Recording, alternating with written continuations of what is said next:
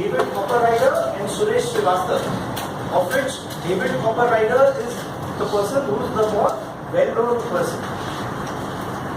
Now to tell you about the fundamental difference between appreciative inquiry and any other system is that this talks totally about positivity. All of us like positivity? Yes. Wait. So what goes into the positivity? There are a few fundamental features which we have in any organization. To start with, there were 4 basic fundamental features: the constructionist aspect, poetic aspect, the anticipatory aspect, and the positive aspect. The most powerful thing of an organization is not the plant and machinery. It's not just the processes. The most important thing is the people. And it is the people who create the culture. So this entire culture has a particular kind of a language and an interaction, which is the constructionist part of it. Poetic, okay. Now, all of our minds will probably go back to Panorama and other kind of books of poems that we had in school. Well, that same kind of poetry is now become a little more prosaic and revolves around narration. As trainers, all of us know that today we have a very strong field called storytelling. As far as training is concerned, the more effective your story, the better the impact it has. So there are these narratives that go in every organization. There are icons in every organization. There are stories in every organization.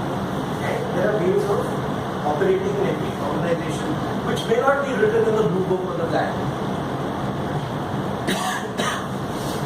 How many years have done creative visualization? The secret, the magic behind the secret. Yeah. So, organization. I would request all the groups to stick to time and not get into very long-minded explanation because we are short of time. Yeah, sure. Okay. So this is creative visualization. And positive is where we look at a strength finder rather than do any kind of a gap analysis. 2 things I would like to talk about, add-ons, which are examples I would like to give. What the group identified as something very different is, for instance, the way Indian Railways are going about and improving themselves. They are not taking suggestions only from the passengers.